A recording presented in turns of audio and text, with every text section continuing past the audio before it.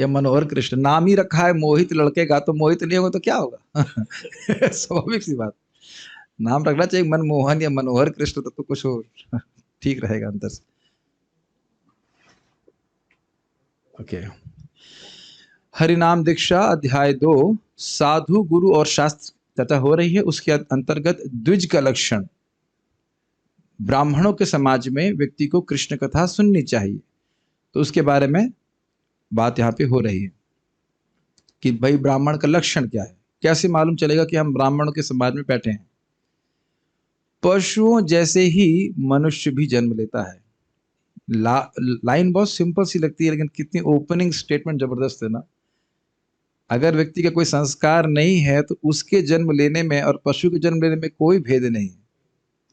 जिस प्रकार से इस जगत के माता पिता खिलाते पिलाते हैं, ऐसे ही कुत्ता और कहा जाए गधा भी अपने बच्चों को इसी प्रकार से खिलाता पिलाता है, व्यवस्था कर लेता है। माता पिता से जन्म लेना कोई बड़ी बात नहीं है। भले ही माता पिता को लगता है कि बहुत बड़ी बात है कि संतान की उत्पत्ति हुई है, लेकिन यह तो कर्माधीन जन्म है, होता ही है, प्रकृति के द्वारा जन्म हमको प्राप्त हो जाता है। जन्म हो ही जाता है, उसमें मनुष्य को कोई प्रयास नहीं करना पड़ता, लेकिन दूसरा जन्म लेने के लिए बहुत प्रयास करना पड़ता है। मतलब द्विजाति संस्कार प्राप्त करने के लिए व्यक्ति को मेहनत करनी होती है। जब बच्चा जन्म लेता है तब उसे ज्ञान नहीं रहता कि उसके माता पिता कौन है, भाई बहन कौन है। धीरे धीरे बड़ा होते होते माँ उसे बताती है ये तुम्हारे पिता हैं। वह भी जान लेता है कि ये मेरे पिताजी हैं, मेरा ये है, मेरा वह है। यह हुआ पहला जन्म। लेकिन परम पिता कौन है, भगवान कौन है, उनके साथ हमारा क्या संबंध है, इस विषय में कोई उसे नहीं सिखाता। कई बार लोग बोलते भी हैं, आपने सुना होगा कि हमें गुरु की आवश्यकता क्या है। जरा ये बताइए कि इस जन्म के पिता के बारे में जानने के लिए क्या हमको माता की आवश्यकता नहीं है? क्या हम अच्छा, और माता के अलावा क्या तरीका है कि हम जाने अपने पिता के बारे में? तो इतना अहंकार व्यक्ति क्यों रखता है? वेद रूपी माता हमें बताती है कि पिता, हमारे जो परम पिता है वो भगवान श्री कृष्ण है। तो इतनी नम्रता होनी चाहिए कि मुझे कुछ पता नहीं है अपने बारे में, तब तो जान पाएगा।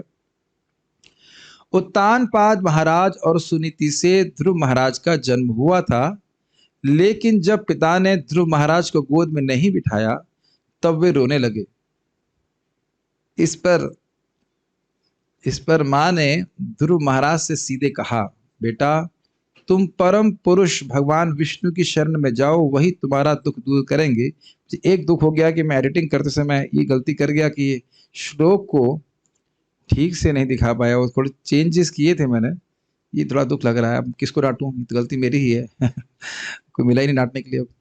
कितना भी करो कुछ ना कुछ मिस्टेक हो ही जाती है, कितना भी प्रयास करो। Let's see if I can show it properly. हाँ ठीक है, ये श्लोक बहुत सुंदर है, अभी दिख जाएगा। नान्य पेज नंबर कितना था? We were around page number 24 पे थे ना? 24।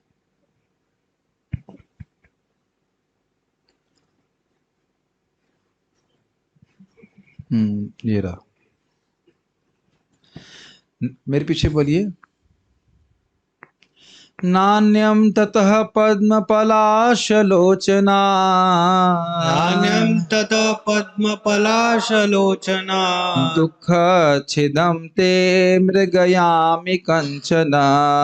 दुःखच्छिदं ते मृगयामि कंचन। बहुत धीरे बोल रहे हैं आप।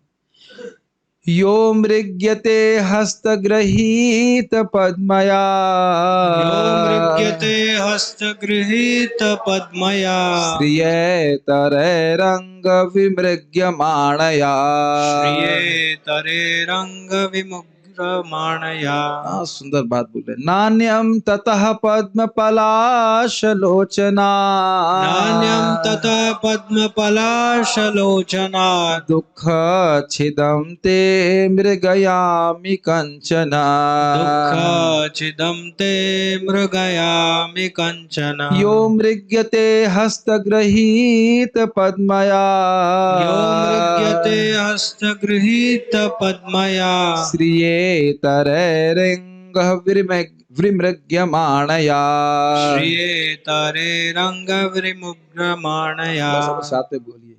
नान्यं ततः पद्मपलाशलोचना दुःखच्छिदं ते मृगयामि कंचना। यो मृग्यते हस्तगृहीत पद्मया श्रियेतरे रंग विमृग्यमाणया। न अन्यम, और कोई नहीं, और अन्य कोई नहीं, ततः इसलिए, और कोई नहीं इसलिए तुम भगवान के पास जाओ, क्योंकि उसके उनके अलावा और कोई नहीं है। कौन से भगवान? पद्म पलाश लोचना, लोचन मतलब आंख, और पद्म पलाश मतलब जो कमल के पत्ती होती है वैसी आकार की आंखों वाले भगवान। ते दुख छिदम, छेदन, तुम्हारे दुख का छेदन वो वही कर सकते, और कोई ना कर, और कोई नहीं कर सकता। बेटा कमल नयन भगवान के अलावा, बेटा मतलब सुनीति बोल रही हैं ध्रुव महाराज से कि बेटा कमल नयन भगवान के अलावा तुम्हारे दुख को कोई दूर नहीं कर सकता। तुम्हें राज चाहिए तो उनकी आराधना करो, यही है द्विज का लक्षण। समझ में आ गया द्विज का लक्षण? ब्रह्म जानाति इति ब्राह्मण, ब्रह्म का मतलब भगवान श्री कृष्ण। जो भगवान कृष्ण को जानता है ये उपदेश करता है कि आप भक्ति कीजिए, भगवान आपके दुखों को दूर करेंगे, ये ब्राह्मण का लक्षण। समझ में आ रहा है कि क्यों कोट कर रहे हैं? तो अब आप इसकी दृष्टि से देखिए, भले ही सुनीति क्षत्रियाणी है, तान पास क्षत्रिय थे, उनकी पत्नी भी क्षत्रियाणी थी, लेकिन द्विज का गुण है, भक्त है वो भगवान, ये बहुत इंपॉर्टेंट है। जीवों के लिए आवश्यक ज्ञान यही है। एक मिनट से पहले मैं आगे जाऊं, एक भक्त को मैंने बोला कि आपने अच्छा किया, मैंने कुछ सेवा दिया था उनको कि श्रीधरी को आप टेक्स्ट में कन्वर्ट कीजिए, तो उन्होंने नहीं किया, उनके पिताजी को देते, पिताजी ने किया। तो हमने कहा आपने बहुत अच्छा किया। तो कहते मैंने तो नहीं किया, मैंने तो केवल फाइल फॉरवर्ड करी। तो हमने कहा जब तक आप फाइल फॉरवर्ड नहीं करोगी वो तो नहीं, उसको उनको प्राप्त नहीं हो पाती, और वो अनुवाद उसको मतलब टेक्स्ट में नहीं कन्वर्ट कर पाते। तो कहती मुझको भी केवल फाइल फॉरवर्ड करने से मुझे पूरा लाभ मिलेगा? हमने कहा हाँ, जैसे यहाँ पे ध्रुव महाराज को फॉरवर्ड किया ना ये नहीं कहा कि चलो चलो चलो बेटा अभी अब चलते हैं हम पिताजी के पास, या उत्तानपाद के पिता का नाम क्या है? मनु महाराज, स्वयं भव मनु। हाँ चलो चलो हम अभी ससुर जी के पास चलते हैं, अभी तुम्हारा राज दिलवाती हूँ, ऐसा करते हैं। देख क्या समझते हैं, मैं रानी नहीं हूँ क्या? तुम बड़े लड़के नहीं हो क्या? प्राय इसी प्रकार से माता जी करते, लेकिन कहा ना। दुःखच्छिदम, कितना सुंदर श्लोक है, भागवतम बहुत सुंदर है। दुःखच्छिदम, दुख का छेदन केवल भगवान कर सकते हैं। जैसे हम लोग कल भी सुन रहे थे ना, भक्तानाम शमम अभिप्सतः, जो अपने भक्तों के को परम आनंद देने के बारे में सदा ही सोचते हैं, ऐसे भगवान। ईशस्य अनुग्रह मन्यमाना, बहुत ही सुंदर बात। तो ये द्विज का लक्षण है। अब अद्भुत बात यह है कि आजकल ऐसे द्विज हैं, जो एक भक्त के घर में प्रचार हो रहा था, कार्यक्रम हो रहा था, उनका लड़का 35 साल का था, शादीशुदा था। तो हमारे भक्त प्रीचिंग कर रहे थे, तो उनको बोला, वो ब्राह्मण जी आके बोले, अरे अभी कहाँ तुम्हारा समय भजन करने का है? अब ऐसा व्यक्ति ब्राह्मण नहीं कहलाता। ब्रह्म जानाति इति ब्राह्मण, जो जीवन के तत्व को समझे वो उसे ब्राह्मण कहते हैं। या मुझे याद है एक जगह हम अपने रिश्तेदार के यहाँ प्रचार करने के लिए गए थे, बहुत पहले की बात, बस पार्टी लेके गए वहां पे। तो वहां पे एक ब्राह्मण आ गया, अरे आप क्या बोल रहे हैं, गीता से भी परे कुछ है? हमने कहा भगवान गीता में बोल रहे हैं कि मुझसे परे कुछ नहीं है, और आप उससे उनसे परे कुछ खोज रहे हैं।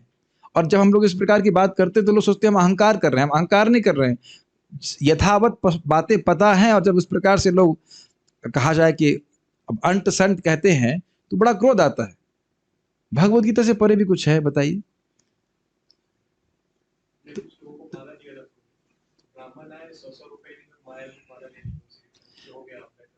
तो जो भी है, तो ब्राह्मण का मतलब है कि उपदेश दे व्यक्ति को कि भगवान के शरण में जाओ। ये बहुत इंपॉर्टेंट बात है। और इस संबंध में प्रभुपाद बड़ा कटाक्ष करते हैं कि आप अग्नि में आहुति दीजिए तो अग्नि जो है भगवान का मुख है, भगवान ग्रहण करते हैं। उसी प्रकार से ब्राह्मण के मुख में आप दीजिए तो वो भी सीधे भगवान के पास जाता है। फिर प्रभुपाद कहते हैं one should not be fire without light. समझ में आ गया? जैसे अग्नि को देते हैं आहुति तो अग्नि प्रकाश देती है कि नहीं? तो ब्राह्मण खाया, उसका डकार मार के चला गया और आपको कुछ बताया नहीं भगवान के बारे में, तो इस प्रकार की अग्नि नहीं होना चाहिए। जरूर से कुछ बोलना चाहिए। अभी तो आप देखेंगे जब भगवान कृष्ण का नामकरण संस्कार था तो माता यशोदा ने सबसे पहले, क्षमा कीजिएगा, नाम संस्करण नहीं था, नाम संस्कार तो चुपचाप हो गया था, उसके बाद फेस्टिवल हुआ था। तो पहले वेद पाठ करने वाले ब्राह्मण को बुलाया, उन्हें अच्छे से प्रसाद खिलाया, फिर वो बोलना चालू किए। महाराज बोल रहे थे कि ब्राह्मणों को खिला के काम कराते हैं, शूद्रों को खा काम करने के बाद खिलाते हैं, नहीं तो काम नहीं करेगा वो। समझ रहे? और ब्राह्मण खा लेगा, प्रसन्न हो जाएगा, तो खूब आशीर्वाद देगा और खूब भगवान के उच्चारण करेगा, नाम उच्चारण करेगा। तो जब समझ रहे हैं इस बात को कि द्विज का लक्षण है जो भगवान के बारे में बताए। जीवों के लिए आवश्यक ज्ञान यही है कि वे इस विश्व के रचयिता और विश्व के पालक भगवान श्री कृष्ण को, जगन्नाथ जी को समझें। एक एक लाइन बहुत महत्वपूर्ण है, यानी कि दुनिया में हम जितना ज्ञान इकट्ठा कर रहे हैं प्राय इसी उद्देश्य से होता है कि पेट पालने के लिए, और आजकल और अन्यथा देखा जाए तो उसको कोई उपयोगिता नहीं है। विपिन प्रभु, हम लोग जो पढ़े थे कैलकुलस में, इंटीग्रल कैलकुलस में, वो क्या, जो रोटी देखते तो आप देखते हैं कि इस रोटी को इंटीग्रेट करके इसमें डीएक्स लगा करके हम अगर डिफरेंशिएट करते हैं तो कितना अंतर होगा? कोई डिफरेंशिएशन नहीं होता ना, केवल इतना देखते हैं दाल आया, उसको चावल में सान के खा लिए, बस यही तो है और कुछ नहीं। और भी यहाँ पे मतलब सज्जन पुरुष दिख रहे हैं जो इस प्रकार की दिव्य ज्ञान को ग्रहण करके आए हैं ना, पढ़े ना इंटीग्रल कैलकुलस, नहीं पढ़े आप? कोई प्रयोजन नहीं सिर्फ हमारे जीवन में। कितना मानव जीवन का टाइम हमारा वेस्ट हो रहा है उसमें। आवश्यक ज्ञान यह है कि व्यक्ति अपने संबंध को भगवान से समझे, और उसको क्यों समझे महाराज बड़े रोचक तरीके से समझाएंगे उसको, देखिएगा। समर्पण की आवश्यकता, क्योंकि जब समझेगा तो भगवान को वह समर्पण करेगा, समर्पण करेगा तो माया से मुक्त होकर भगवान के पास चला जाएगा। ये बात याद रखिएगा कि भक्ति आपको कहां लेके जाएगी। ये हम लोग को, कुछ लोग शायद विश्वास भी नहीं होगा कि भगवान के पास हम पहुंचेंगे। भगवान के पास यहां तो यही रिसर्च चल रही है कि नहीं, और यहां ऐसा स्थिति आ गई कि फ्लाइट सीधे भगवान के पास। बहुत अजीब से लगता है ना। जैसे एक उदाहरण ले लीजिए, मैं समझता हूं कि अंकित प्रभु है ना, अंकित प्रभु के पिताजी के पास काफी धन है, तो हो सकता है कि किसी भिखारी को आपके घर में रहने में कठिनाई हो, आपको वापस जाने में क्या कठिनाई है? कुछ ग्रहण कर रहे हैं? अब समझ में आ रहा है ना? भिखारी के लिए एक बड़े महल में प्रवेश करना बड़ा भारी है, लेकिन अपने ही बच्चे के लिए महल में जाने में क्या दिक्कत है? तो हम लोग सोचते हैं बहुत मुश्किल है, मुश्किल है। मुश्किल नहीं है, अगर भगवान की भक्ति करते हैं तो संबंध जागृत है, बड़े आसानी से पहुंच जाएंगे, खुला है दरवाजा आपके लिए। तो लेकिन ये समझ में क्यों नहीं आता है? जरा देखिए, माया मुग्ध जीवेर नाही स्वतः कृष्ण ज्ञान। बोलो। माया मुग्ध जीवेर नाही स्वतः कृष्ण ज्ञान। जीवेर कृपाए कैला कृष्ण वेद पुराण। जीवेर कृपाय कैला कृष्ण वेद पुराण। सभी लोग मेरे पीछे साथ में बोलिए, माया मुग्ध जीवेर नाही स्वतः कृष्ण ज्ञान। जीवेर कृपाए कैला कृष्ण वेद पुराण। इसको याद करना है, माया मुग्ध जीवेर नाही स्वतः कृष्ण ज्ञान। जीवेर कृपाए कैला कृष्ण वेद पुराण। श्री चैतन्य चरितामृत मध्यलीला 20:122। ये बहुत महत्वपूर्ण श्लोक है।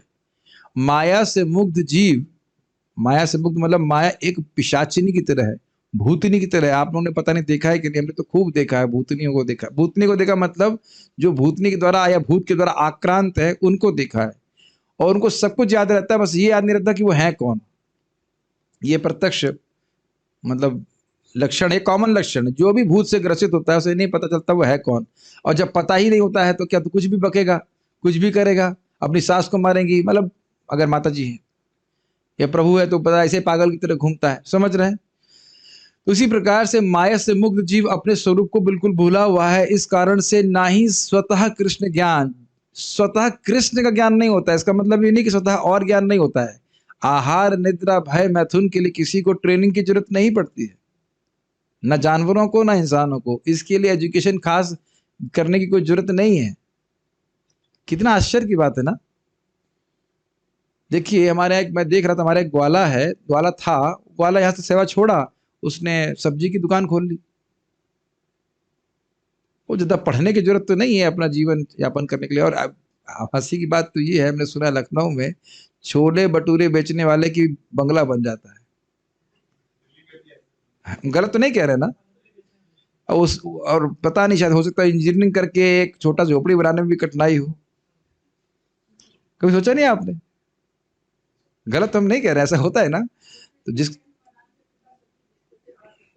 हाँ बता रहे हैं, बहुत सारे लोग एग्जाम्पल ऐसे, तो हम लोग सोच रहे हैं पढ़ा पढ़ा कर ही धन आता है, ये हमारी ही बात नहीं है। जगन्नाथ मिश्र जी ने महाप्रभु की पढ़ाई बंद करवा दी, महाप्रभु मतलब निमाई की। तो उनकी माँ कहती पढ़ेगा नहीं तो पैसे कैसे आएगा, कहते मैं बहुत पंडित हूँ, जगन्नाथ मिश्र कहते मैं बहुत बड़ा पंडित हूँ, फिर भी निर्धन हूँ। और कुछ लोग हैं जिन्हें काका का भी लिखना आता नहीं और बहुत धन मिलता है। ये तो कर्मानुसार प्राप्त होता है, लोग स्वीकार नहीं करते कि नहीं, यही सत्य बात है। खैर, हम खाली ये बात कर रहे थे कि स्वतः ये सब बातें ज्ञान हो जाता है लोगों को, खाना कैसे है, मैथुन कैसे करना है, रक्षा कैसे, सब अपना व्यवस्था सब कर लेता है। लेकिन कृष्ण का ज्ञान स्वतः नहीं होता है। बात ये आ रही थी, सारी बात कहां से आ रही है कि द्विज बनने के लिए प्रयास करना पड़ेगा, इसीलिए सब बातें महाराज जी कह रहे हैं। कुछ समझ रहे हैं? ठीक है। तो अब नहीं, अगर स्वतः कृष्ण के बारे में ज्ञान है तो भगवान छोड़ देंगे? कहते हैं नहीं, जीवेर कृपा कैला, जीवों पे कृपा करने के लिए कृष्ण वेद पुराण, भगवान कृष्ण ने कैला, कृष्ण वेद पुराण, भगवान कृष्ण ने व्यासदेव जी के द्वारा वेद और पुराणों की रचना करवाई। ये किसी ऐसे मनगढ़ंत रचना नहीं है, माइथोलॉजी नहीं है। और इसका प्रयोजन क्या है? फिर वही चले जाइए उदाहरण पे, माता बताती बेटा ये तुम्हारे पिताजी हैं, तुम इनकी समर्पण करो, उनकी सेवा करो, सुख से तुम्हारा ही पालन पोषण करेंगे। होता है कि नहीं? उसी प्रकार से वेद रूपी माता, पुराण रूपी भाई हमको उपदेश दे रहे हैं कि कृष्ण भगवान है। श्लोक तो मुझे याद नहीं, लेकिन सुंदर श्लोक है कि वेद रूपी माता कहती है कि कृष्ण भगवान है, श्रुति रूपी बड़ी बहन भी कह रही हैं कि भगवान है, और पुराण भैया भी कह रहे हैं कि कृष्ण भगवान, कृष्ण पिता है। तो हम स्वीकार कर लेते हैं। ये कुछ समझ में आ रहा है आपको? बड़ा सुंदर श्लोक है, कहाँ था, चाहे चैतन्य चरितामृत में कहीं तो था, बड़ा सुंदर। इस जगत में आप देखते हैं कोई छोटा बच्चा पैदा होता है तो माँ बोलती है ये तुम्हारे पापा, और बड़ी बहन तो क्या बोलेगी? पापा, कब पापा के पास जाओ। और बड़ा भाई भी बोलेगा अरे तुमने पापा के लिए कुछ किया नहीं, या कुछ भी। तो छोटा बच्चा जो एकदम अबोध है वो तीनों से सुनता रहता है, तो हाँ यही हमारे पापा है। तो चाहे श्रुति से सुनिए, चाहे पुराण से सुनिए, चाहे आप उपनिषद पढ़िए, चाहे कुछ भी करिए, सभी बोल रहे हैं कि कृष्णस्तु भगवान, स्वयं कृष्ण भगवान। लेकिन जब भक्तों के अनुगत्य में होते हैं तब हमें बात समझ में आती है, ये बात रहती है। जैसे ईशोपनिषद का श्लोक कोट किया गया था कि सब कुछ ईश के वश में है, ईश्वर के वश में है। ये नहीं समझ में आता है लोगों को कि ईश्वर है कौन। मुझे ये प्रैक्टिकली वस्तुतः एक माता जी ने बताया जो पढ़ाई कर चुकी है मैं, और ने कहा कि संस्कृत में हमने पढ़ लिया ईशोपनिषद, क्या नाम है, तनवांगी माता जी, तनु माता जी कहने ईशोपनिषद तो पढ़ लिया हमने, लेकिन हमें समझ में नहीं है तो ईश है कौन। जब प्रभुपाद जी ग्रंथ पढ़े तब समझ में आया कि ईश मतलब ये भगवान कृष्ण। नहीं, इम्तिहान देने के लिए पढ़ते, यहाँ भी तो इम्तिहान देने के लिए पढ़ते हैं, लेकिन उसमें लिखा ही नहीं ना कि ईश मतलब भगवान कृष्ण, ये तो नहीं लिखा रहता। ये दिक्कत है। प्रश्न होगा ना ये सब कुछ ईश्वर का है तो पूछेगा ना ईश्वर कौन है कि नहीं। जीवों को स्वयं ये ज्ञान नहीं होता कि किसने इस जगत की उत्पत्ति करी है, कौन पालन कर रहा है। इसलिए श्री कृष्ण ने शास्त्रों की रचना की है। और ये बहुत इंपॉर्टेंट है, आप श्रीमद् भागवत में देखेंगे बार बार ये बात बोली जाती है, सृजति अत्ति अवत्ति, ये पॉइंट बार बार आता है। जन्मादि अस्य यतः विश्वपालकः वेदसः, जगत की सृष्टि करने वाले, ताकि इतना बात याद रहे कि कृष्ण की सारी संपत्ति है। इसको भूलना हमारे लिए बहुत आसान है। यहां तक कि प्रवचन के बाद मुझे एक व्यक्ति बोले ये लैपटॉप भगवान दे, सॉरी ये फोन भगवान दे रहे हैं। अगले हफ्ते आके मैंने बोला तुम्हारा बाप, उनको बोला नहीं ऐसा, लेकिन मन में बोला कि आपका बाप दे रहा है। अब बताइए, अपने बाप के देह से, अपने बाप हमारे देह से अपने प्रकट कर रहे हैं, कृष्ण के ही से सब कुछ आया, अहम सर्वस्व प्रभु। कितना बड़ा ज्ञान है। भक्त होकर भी कभी कभी ऐसी बात बोल देते हैं कि फोन कहाँ से आ रहा है। अरे फोन चलाने की बुद्धि कहाँ से आ रही है? जिसने फोन बनाया उसके पास सामान कहाँ से आ रहा है? अपने देह से प्रकट कर रहा है, और वो देह से भी प्रकट कर रहा था, देह कहाँ से आई है जरा बताइए।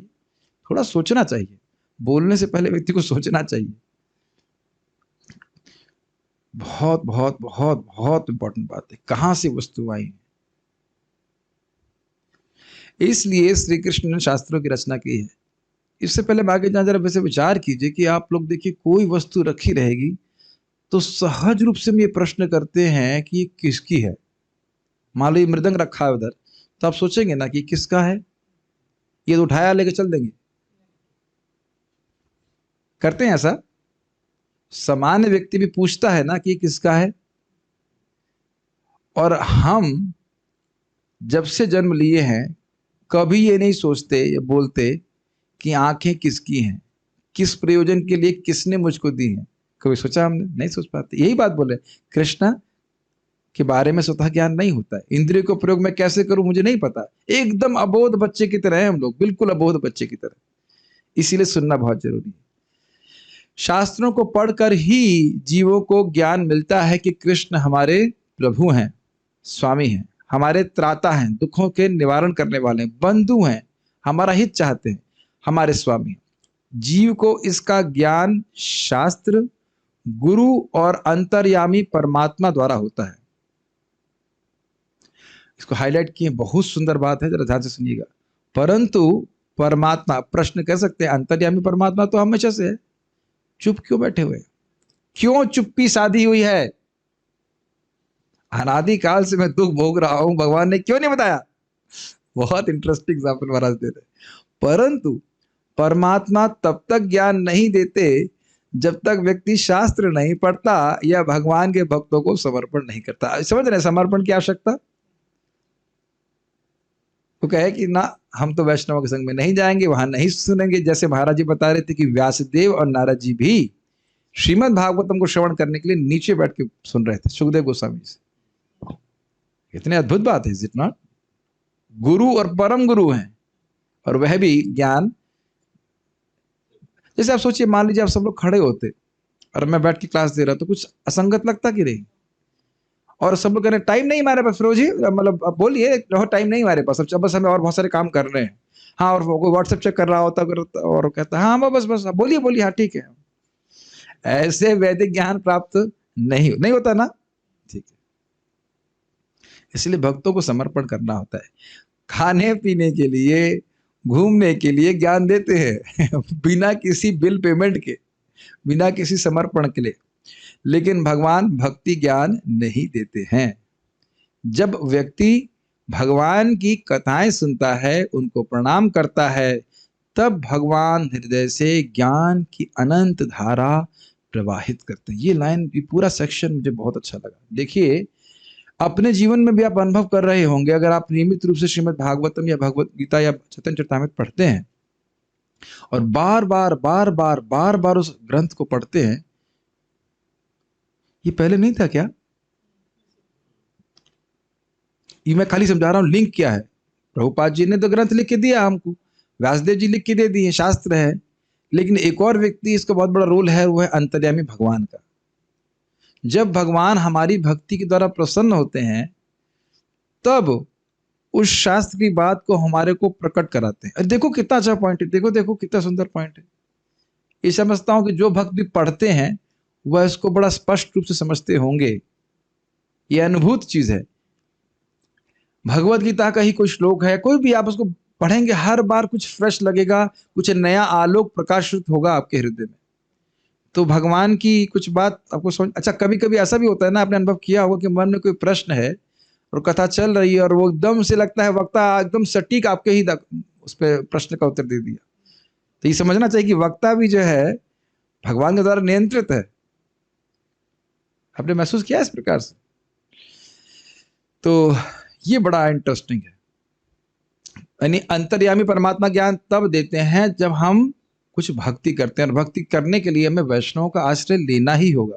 आश्रय समझ रहे हैं? हमको सिखाइए हम भक्ति कैसे कर सकते हैं। Is it not? अहंकार का तो कोई स्थान इसमें ऐसा नहीं है। आप जहां हैं वहां पहले ही पहुंच चुके हैं, तो अब क्या बताएंगे ऐसे व्यक्ति को? हाँ, तो बताने का कोई प्रयोजन नहीं हो सकता है। What is the difficulty in becoming little humble? मुझको नहीं पता है, ये स्वीकार करने में क्या दिक्कत? और अगर जैसे शास्त्र से सम्मत बात बताई जा रही तो वहां क्या दिक्कत है?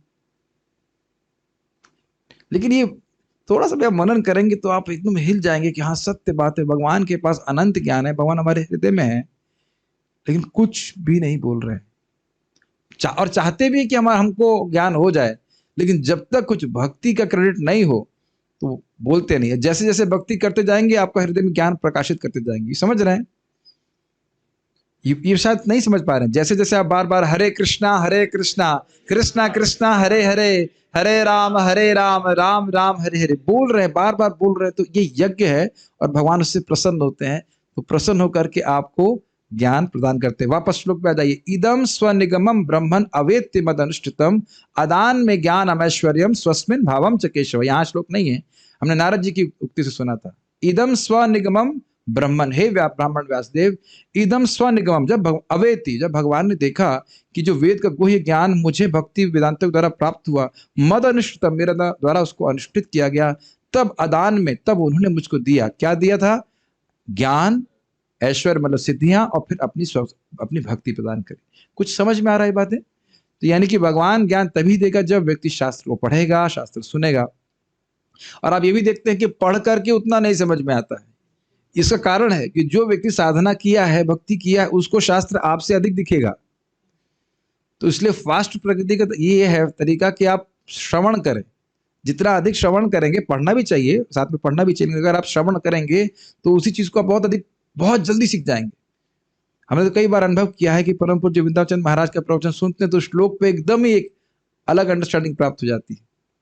महाराज जी से श्रवण करते कितने आप देखेंगे कि ये अंडरस्टैंडिंग इमीडिएटली रिफाइंड हो जाती है, क्योंकि उस दृष्टि से हम अभी नहीं सोच पा रहे हैं, सोच भी नहीं पा रहे हैं और सोच सकते भी नहीं है, क्योंकि जितनी चेतना है उतना ही व्यक्ति सोच पाएगा, उतना ही देख पाएगा।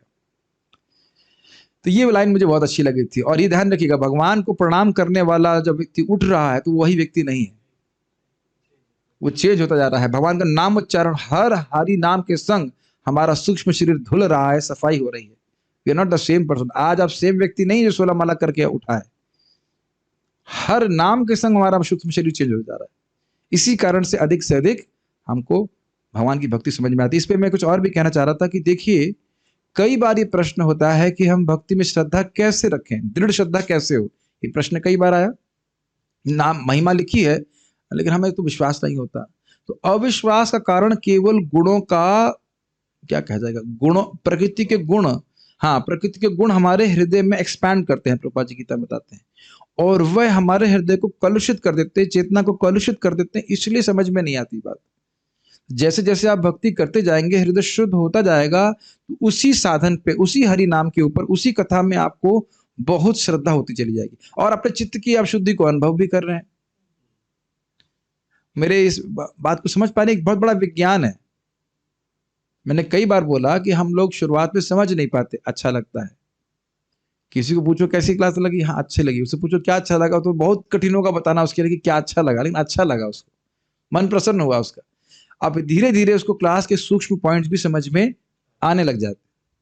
जैसे मुझे अच्छा लगा था कि हमारे अनीश कृष्ण प्रभु, अच्छा लगा नाम, ठीक है, अनीश कृष्ण प्रभु जो है, ये जब इस क्लास को तैयार कर रहे थे, इन्होंने बहुत सारी बातें हाईलाइट करी। तो हाईलाइट मतलब अब समझने आ रहा है कि हाँ ये पॉइंट इंपॉर्टेंट है।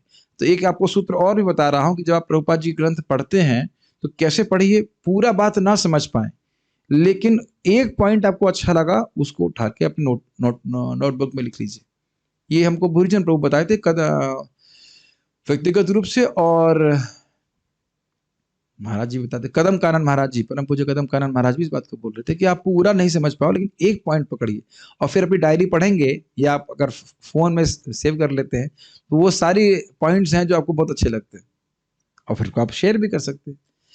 तो ये समझ में आया, भगवान ज्ञान कब देंगे? जब हम कुछ भगवान के भक्तों को समर्पण होकर के भक्ति करते हैं। एक बात और भी हो सकती है कि भगवान सबको ज्ञान क्यों नहीं देते, क्योंकि तब भगवान में पक्षपात का दोष लग जाएगा। भाई इनको दे रहे हैं, अगर भगवान डायरेक्ट भक्ति देने लग जाए तो सुमधुर गौरचंद्र प्रभु को दे दिया, और रूपानुग प्रभु को नहीं देगा तो रूपानुग प्रभु केस कर देंगे ना भगवान के ऊपर। तो हम भी तो लड़के, हम भी तो अंश हैं आपके, हमें क्यों नहीं दे रहे?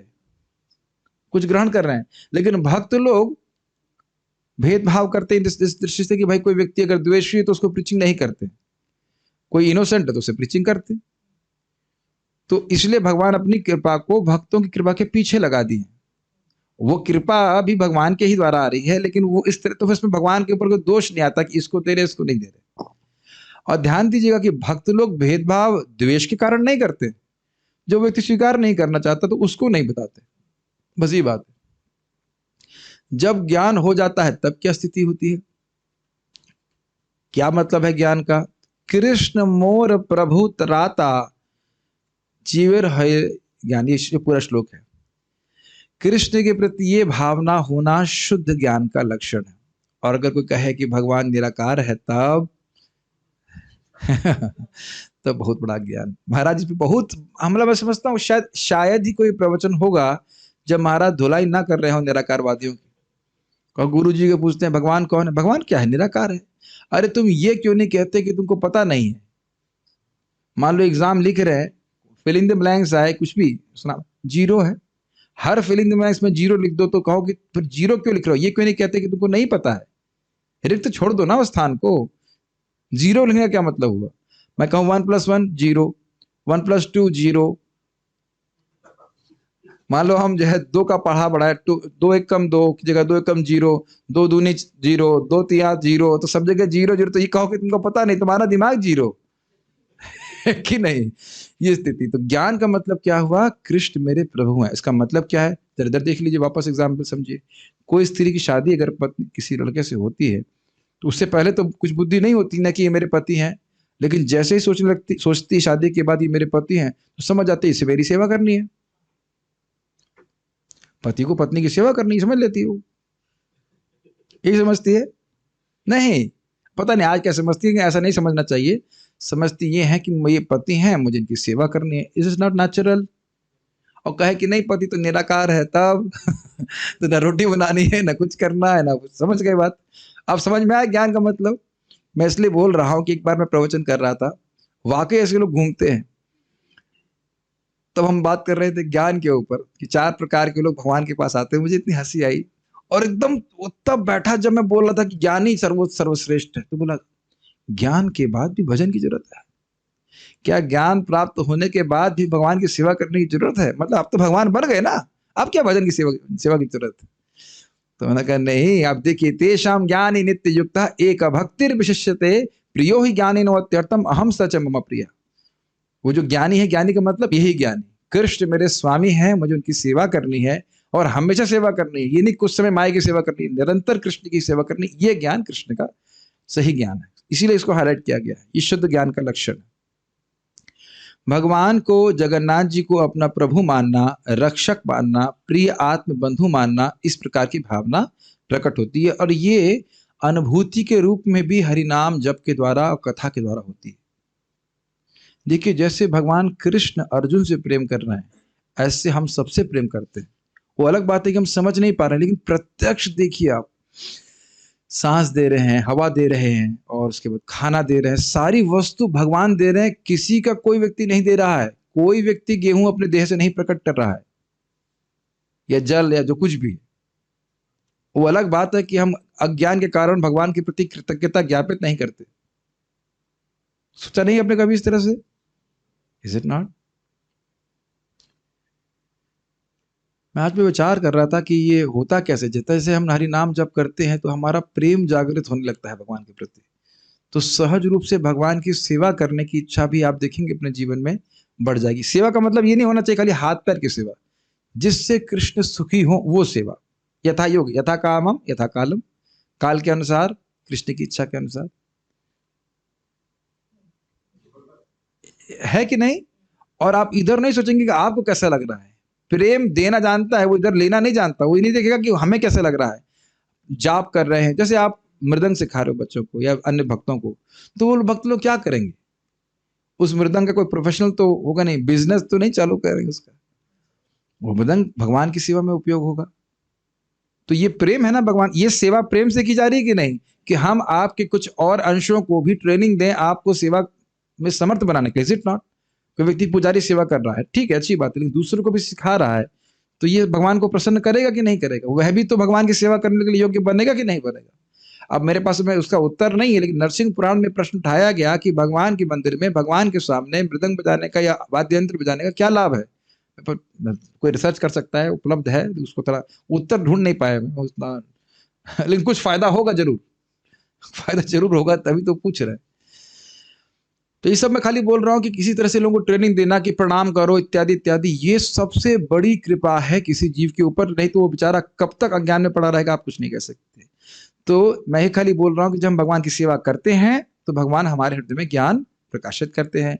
जब तक मनुष्यों को भगवान के गुणों का वर्णन नहीं किया जाए तब तक वे अपने और भगवान के बीच के संबंध को नहीं समझ सकते। बहुत मतलब इसको एम्फसाइज नहीं किया जा सकता। ये सबसे बड़ी कमी है किसी साधक की, जो भगवान के बारे में सुनने का ना सुनने के बहाने इकट्ठे कर ले। बस यही समझ लीजिए। एक बार अमृत प्रभु परम पूज्य राधा गोविंद महाराज जी शिष्य हैं, उनसे पूछे महाराज जी बहुत सबसे महत्वपूर्ण क्या है, क्या करना चाहिए भक्ति में? कहते हैं आपको भगवान के बारे में सुनना चाहिए। भगवान के बारे में जब सुनेंगे तब भगवान को समर्पण करने की बहुत इच्छा होगी। प्रभुपाद जी इसमें कटाक्ष करते हैं, तुम नाई को समर्पित हो सकते हो जो यहाँ पे एकदम ब्लेड चला रहा है कि नहीं? करवाते ही, बल्कि बुलाते हैं, नाई को बुलाओ, नाई को बुलाओ, और यहाँ ब्लेड चला रहा है। विश्वास ही तो है ना, और भगवान पे विश्वास नहीं कर सकते। तो क्यों विश्वास नहीं है? क्योंकि श्रवण की कमी है। जितना श्रवण करेंगे उतना ही अधिक आपको भगवान पे सहज विश्वास होगा। इस पर भुर्जन प्रभु बहुत अच्छी बात कहते हैं कि एक व्यक्ति सर्वशक्तिमान हो लेकिन परम दयालु ना हो, परम क्रूर हो, तो खतरा है कि नहीं? जरा सी गलती होगी मार देगा। जैसे मैंने सुना है कि यहाँ के कुछ डिक्टेटर हैं, उनका क्या नाम था, नॉर्थ कोरिया का जो भी है, king Jong, whatever, king Jong कहना चाहिए, व्हाटएवर जो भी है। तो उसका कोई व्यक्ति सो गया, उसका मिलिट्री का व्यक्ति, हल्का सा उसके क्लेक्चर में तो गोली मार दी। हाँ, व्हाटएवर, भागवत क्लास में ऐसा तो नहीं होता। तो इतना खतरनाक तो नहीं है। अब समझ रहे हैं? ये मान लीजिए औरंगजेब की सेवा कर रहे होते, जरा सी गलती हुई, जरा सा उसको संदेह हुआ कि आप कुछ विरुद्ध जा रहे हैं, तुरंत मार देगा।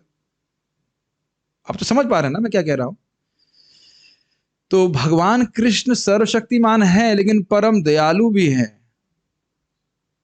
तो भक्त की छोटी सी सेवा को भी बहुत बड़ा मानते हैं। जब हम बार बार ही श्रवण करते हैं तो हमको उत्साह होगा। जैसे आपको होगी भाई मृदंग बजाया, मैंने कौन सी बहुत बड़ी काम कर दिया। आप ऐसा सोच रहे हैं, कृष्ण ऐसा नहीं सोच रहे। अरे थोड़ा जल, तुलसी और जल देने से अपने आप को देने वाले भगवान, उसके अलावा और किस देवता की सेवा करनी चाहिए बताइए? महाराज तो कई बार इस पे बोलते हैं। जैसे छोटी सी बात देखिए, कुछ एग्जाम्पल लीजिए भगवान के गुणों के बारे में, इसी पे विचार कीजिए। कोई कहता है हम भोग नहीं लगाएंगे भगवान को। पूतना ने जहर दिया तो क्या भगवान ने गति प्रदान करी? गोलोक की गति, मातृ गति। तो अब भी नहीं भोग लगाएंगे खाने का, पर तो मूर्ख ही वो व्यक्ति होगा। क्या नाम, कौशिक जी ने जल दिया तो उनको इंद्र बना दिया। और बलि महाराज कह रहे हैं कि मैंने केवल प्रणाम करने का संकल्प लिया। बलि महाराज को वरुण पाश में बांध दिया था तो प्रणाम भी नहीं कर पाए, लेकिन उनको भी अगले इसमें मनवंतर में इंद्र बना देंगे। और आपको पता है अगले मनवंतर में जो इंद्र बनेंगे तो इस मनवंतर के जो इंद्र हैं वो हटना नहीं चाहेंगे, लेकिन भगवान उनको हटा करके बनाएंगे बलि महाराज को। और उस समय वो उनके साथ में रहेंगे बलि महाराज के, तो कोई शत्रु इंद्र को, बलि महाराज को हिला नहीं पाएगा। यहाँ तो हमारे इंद्र कई बार डीपोस्ट हो जाते हैं, तो उतर जाते नीचे, लेकिन ना, उस समय ऐसा नहीं होगा। कितना प्रेम करते हैं बताइए?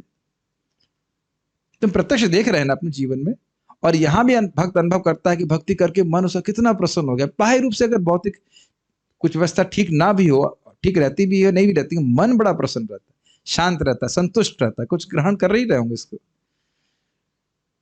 ये बहुत अच्छा मुझे लाइन लगा कि जब तक तो गुणों का वर्णन नहीं किया जाए। और ऐसा नहीं कि एक बार दो बार सुनने से समझ में आ जाएगा। माया बार बार संदेह उत्पन्न करनी, माया का काम ही है संदेह उत्पन्न करते रहना। भक्ति कर रहे हो, सिद्ध होगे, इस जन्म में होगे। अरे भक्त, अगर ऐसा भक्त के मन में आए तो रुक्मिणी की बात याद आएगी, माता रुक्मिणी की, कि मुझे चाहे 100 जन्म लग जाएं लेकिन पति मैं आप ही को स्वीकार करूंगी। तो जब शास्त्र से सुने रहेंगे तब ये नहीं कहेंगे अरे एक जन्म में तो हो नहीं पाएगा, छोड़ो अब। ये सब नहीं रहता। मैं इसी बात पे फोकस कर रहा हूं कि भगवान के गुणों को देखना चाहिए। दूसरा एक और चीज, अपने दुर्गुण को नहीं देखना चाहिए, भगवान के सद्गुण को देखना चाहिए। ये नम्रता है। मैं पतित हूं लेकिन भगवान बहुत कृपालु है। तो वो भगवान अपने गुणों के कारण मेरा उद्धार करेंगे, मेरे गुण के कारण नहीं। ये भक्त की भावना होती। तो ऐसे कितने सारी बातें आप इस पे कह सकते हैं। तो भगवान की भक्त वात्सल्यता, भगवान की सर्वशक्तिमत्ता इत्यादि जो है, ये सब भगवान की गुणों को जब सुनता है तो व्यक्ति उनके भक्ति करने के लिए, शरणागति को स्वीकार करने के लिए प्रेरित होता है। व्यक्ति भगवान के बनाए हुए सूर्य के प्रकाश को ले रहा है, पृथ्वी का उत्पादन खा रहा है, जल पी रहा है, लेकिन भगवान के प्रति उसका कोई प्रेम नहीं है। उनसे लाख गुना ज्यादा प्रेम वह अपने परिवार से करता है और अपनी देह से करता है। अब देखिए कैसे, बड़ा एक उदाहरण से आप समझ जाएंगे। हमें सुना है कि हमारी एक मौसी हैं, वो पॉलिटिक्स में खड़ी हो रही हैं। अब वृद्धावस्था को प्राप्त है, जो भी उनका फिक्स डिपॉजिट था सारा कुछ उसमें लगाया जाएगा कि नहीं। आप देखिए किस प्रकार से लोग 100% शरणागत हो जाते हैं माया के द्वारा, माया के प्रति। देख रहे हैं माया से कैसे खींच रही है। और अगर वो हार गई, जो कि काफी, मैं कोई ऐसा शाप नहीं देना चाह रहा हूँ, काफी संभावना है ठीक है, तो सारा पैसा डूब जाएगा कि नहीं है कि नहीं। और आप ये बताए सारे जीवन में, अब मैं देख रहा था कि कैसे माया खींचती है। और उनसे कह दो कि अभी तुम अपने जो भी कमाई का 20% कृष्ण को दो, तो क्या 20% तो बहुत हो गया, 1% भी नहीं देंगे। और आप भगवान, जब जानते हैं भगवान कृष्ण के लिए आप कुछ भी देते हैं, कितना आएगा, अनंत गुना घूम करके आएगा। तो एकदम प्रत्यक्ष दिखा रहा है कि कृष्ण की शरण में नहीं जाओगे तो माया तो 100% सरेंडर कराएगी। अनन्य शरण, अनन्य गत हो जाएंगे हम माया के अलावा। माया के अलावा कोई शरण नहीं है। माया एकम शरणम मम का यही मंत्र बोलेंगे। एकदम दिख रहा है आपको कि नहीं दिख रहा है। ऐसी बुद्धि भगवान माया के द्वारा दिलाएंगे, तू मेरा नहीं देगा पैसे, चल भाई माया को दे तू पैसे। ये बात समझिए कि आप लोग पता नहीं समझ रहे हैं कि नहीं, भगवान की बहुत बड़ी कृपा किसी जीव पर हो तो वो समझ पाता है भक्तों सुनकर कि मुझे बस अब कृष्ण की ही सेवा करनी है। ये बहुत बहुत बहुत बहुत बड़ी कृपा है कि मुझे जीवन में कृष्ण की ही सेवा करनी है। मुझे इस तथाकथित धर्म और कर्म से कोई मतलब नहीं। न धर्मम न अधर्मम श्रुतिकिल। और कह रहे हैं रघुनाथ दास गोस्वामी कि ना तुम धर्म के प्रति आसक्त हो, ना अधर्म के प्रति आसक्त हो। भगवान श्री राधा कृष्ण चैतन्य महाप्रभु की सेवा तुम करो, भगवान का नाम उच्चारण करके, भगवान की सेवा करके। कुछ समझ रहे हैं बात? भक्त समझ रहा है, भगवान की उक्ति भक्त समझ रहा है कि जितने सारे धर्म और नियम बताए गए हैं वो ठीक है वेदों में, लेकिन उनको त्याग करके जो भगवान की शरण लेता है, भगवान की सेवा करता है, तो कह रहे हैं वो सत्तम, वो सर्वश्रेष्ठ व्यक्ति है। ये भगवान के शब्द हैं 11वें स्कंद में उद्धव जी को। बट ये तभी होगा जब भगवान इस प्रकार का ज्ञान हृदय में प्रेरित करेंगे। नहीं समझ में आ रहा है बात? कि प्लीज इसको तो समझ के जाइए इस क्लास में। जब भगवान प्रेरित करेंगे हृदय में, तब इस प्रकार से होगा, नहीं मुझे कृष्ण की सेवा करनी। इस पे एक छोटा सा विनोद की बात है। कई बार लोग कहते हैं कि भाई भगवान सबको खिला रहे हैं, तो उन्हें खिलाने की क्या जरूरत है। तो भी महाराज इसमें बोल रहे थे अन्यत्र एक लेक्चर में कि देखिए इस जगत में आप संबंध देख कर देते हैं, आवश्यकता देखकर नहीं देते हमेशा, है कि नहीं। अपने बच्चे को भूख ना भी लगी, बेटा आम खाओगे, बेटा ये खाओगे, ये करोगे, बोलता है कि नहीं बोलता। तब तो हम नहीं कहते कि भाई कोई भिखारी का बच्चा भूखा पड़ा होगा तब उसको दे। और दूसरा, जो व्यक्ति आपको कुछ नहीं दे रहा है उसको देना चाहिए। आप बहुत दयालु हो तो आप दे सकते हैं, लेकिन वस्तुतः व्यवहार में हम क्या करते हैं, जो व्यक्ति हमें दे रहा है उसको हम दे दे। तो भगवान जब हमको सब कुछ दे रहे हैं तो उनको देने में क्या कठिनाई बताइए। और ऐसा भी तो नहीं है, भगवान कितने अच्छे हैं बताइए, आप मुझको कुछ देंगे तो ऐसा तो नहीं मैंगो खा के मैं उतने मैंगो आपको वापस करूंगा। काफी संभावना है कि जो भी मैंगो देंगे उनमें से मैं एक भी आपको वापस नहीं करूंगा, सब मैं खा जाऊंगा, है कि नहीं। यही तो करता हूं मैं। लेकिन भगवान बड़े कृपालु हैं, सारे मैंगो खाएंगे लेकिन फिर आपको वही मैंगो देंगे। एक बार व्यक्ति पूछा, प्रभुपाद जी बोल रहे थे, किसी ने पूछा कि भाई तुम्हें दिखाई पड़ रहा है मैंगो कम होते हुए, क्या विश्वास करते हो भगवान स्वीकार करते हैं कि नहीं। तो प्रभुपाद जी कह रहे हैं वो जानते हैं कि ये बहुत कंजूस आदमी है, अगर 4 मैंगो दिए और 1 मैंगो मैंने कम कर दिया, भगवान जानते तो ये दोबारा कभी नहीं देगा इसीलिए 4 मैंगो के 4 ही मैंगो रखते हैं, खा लेते हैं लेकिन 4 मैंगो के 4 ही मैंगो रखते हैं ताकि दोबारा भी दे। हाँ ठीक है, ये देने से खाते भी हैं और कम भी नहीं होता है। ईमानदारी की बात है कि नहीं।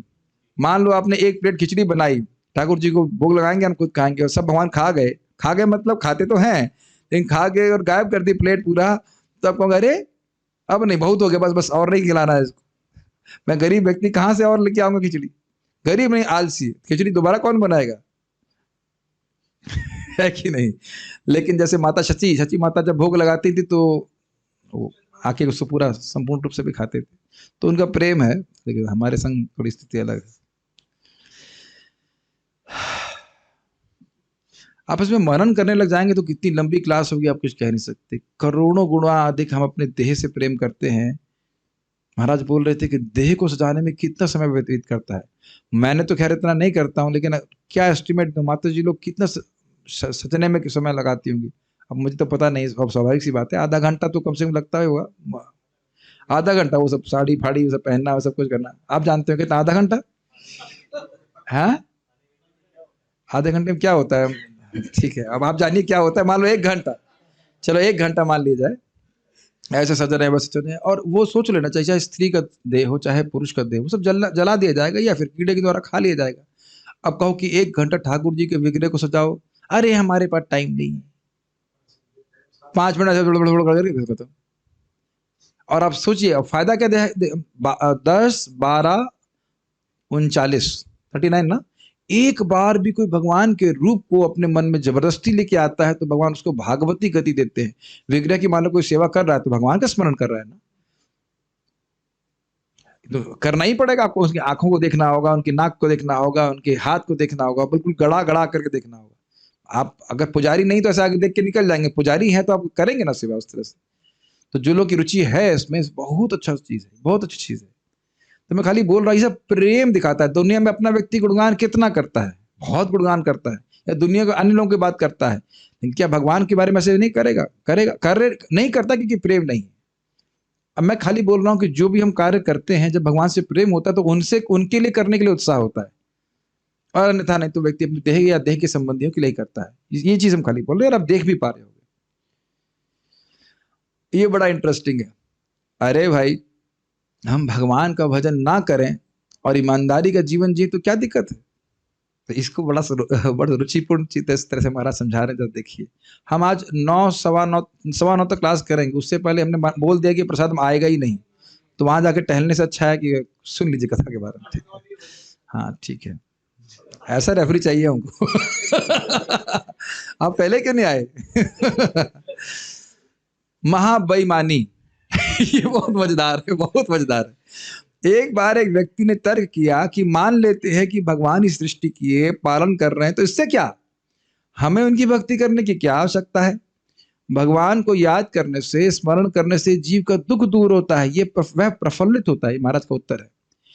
ये बहुत इंपॉर्टेंट बात है। आप, मैं आज अनुभव कर रहा था, सब भक्तों ने नाम जूम पे भगवान के नाम पे रख दिए। आप लोग भी अनुभव कर रहे होंगे। जैसे मान लीजिए किसी का नाम था वटेवर, ऋचा माता, रेवती नाम रख दिया, तो रेवती से क्या नाम स्मरण आएगा? बताइए, किसका स्मरण होगा?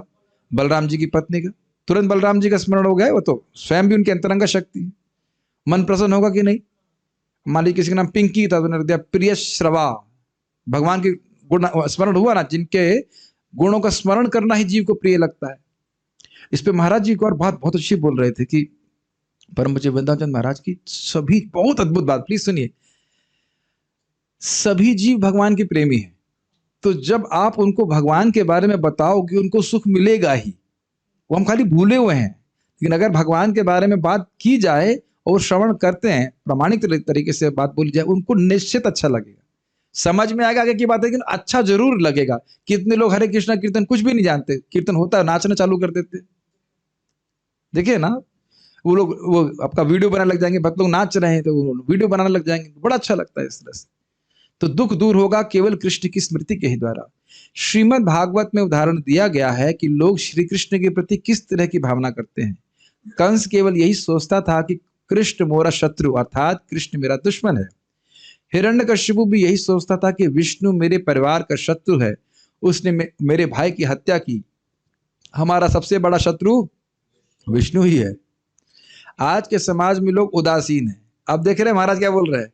अरे उस जमाने में असुर भी विष्णु का स्मरण तो करता था, विष्णु को मारना है, विष्णु ये वो। आजकल तो गायब ही हो गया। आपको पता होना चाहिए, प्रभुपाद जी बोलते हैं कि केवल कंस को ये पता था कि विष्णु को मार नहीं सकते, इससे वो मुक्त हो गया। उसे पता था ये बात।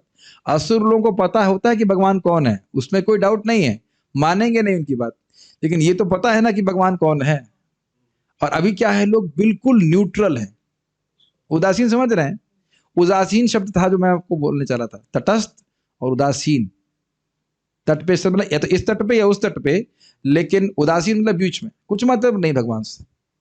एक पशु की तरह व्यक्ति जी रहा है, ये बार बार मुख से बात आती है क्योंकि दिखता है इस प्रकार से पशु की तरह जीवन अपना व्यर्थ कर रहा है व्यक्ति। और इसी उदासीनता को लोग बहुत अच्छा दर्जा देते हैं, मतलब भगवान से हमारा क्या प्रयोजन है। कई लोग कहते हैं मैं कमाई कर रहा हूं, खा पी रहा हूं, ईमानदार हूं, लेकिन भगवान का भजन नहीं कर रहा, इसमें क्या गलती है। ये सुना है आपने, बहुत बार लोग बोलते हैं भाई अपने माता पिता की सेवा कर रहे हैं, पत्नी का पालन कर रहे हैं, बच्चों का पालन कर रहे हैं, कृष्ण का भजन करने की क्या जरूरत है। नहीं सुना आपने कई बार। ईमान, तो उस पर उत्तर है, ईमान तब होगा जब व्यक्ति कहता है कि भगवान ने हमारे लिए सब कुछ किया है, मुझे भगवान को प्रणाम करना चाहिए, भक्ति करना चाहिए। और यही शिक्षा पिता को, बच्ची को, बच्चे को, पत्नी को, सबको देनी चाहिए। कई बार ऐसा भी हो सकता है कि किसी भक्त लड़के की शादी एक सामान्य उदासीन लड़की से हो जाए। उदासीन का मतलब उसे पता नहीं भगवान के बारे में, लेकिन अगर आप उसे बताएंगे तो वो ग्रहण कर लेते। जनरली पत्नियां पतियों की बात मान जाती हैं। ऐसा होता है क्या? हो ही जाता है ऐसा। पहले जमाने में ऐसा होता था, मानते हैं इतनी बात, और अभी भी मुझे लगता है कि शायद मानती होंगी, पता नहीं। स्टैटिस्टिक्स तो मेरे पास आए नहीं, आप भक्त लोग कुछ बताएंगे, कोई मैसेज। हाँ, मान जाते हैं, कभी कभी पत्नी की बात मान जाता है, कभी कभी पत्नी, जो भी होता है मानती है। ठीक है, होता होगा भाई, मतलब हम तो मान जाती हैं, हम मान रहे हैं कि मान जाती हैं। ठीक है, पति हमेशा मानता है, ठीक है। नहीं, वो भी जरूरी नहीं है, ठीक है। लेकिन ये बताना चाहिए कि बेटा कृष्ण भगवान है, ये बहुत इंपॉर्टेंट बात है। देखो देखो, सहज, जैसे सुभद्रा नटवर प्रभु की बच्ची है, उसका सहज विश्वास है कृष्ण भगवान, बचपन से ही। और वो देख कथा भी सुन रही है, उनको हेल्प कर दीजिए, how to leave the audio. मैं इतना प्रसन्न था, अब नटवर प्रभु को पता नहीं होगा शायद बात, आदि पुराण में लिखा है भगवान कृष्ण की उक्ति। एक स्पीकर पीछे चला गया, ठीक है, कि ऐसा लग रहा है मैं कुएं में बोल रहा हूँ, इको हो रहा है। उनको ईयरफोन दे दीजिए, ठीक। क्या बात कर रहा था मैं? हाँ, आदि पुराण में लिखा है कि जो व्यक्ति मेरे सामने नृत्य करता है, मैं उसके द्वारा खरीद ले जाता हूं। अद्वैताचार्य जी जो महाविष्णु के अवतार हैं, उनसे महाप्रभु ने कहा क्या चाहिए, मैं आपके सामने नृत्य कर सका, बस, और क्या चाहिए।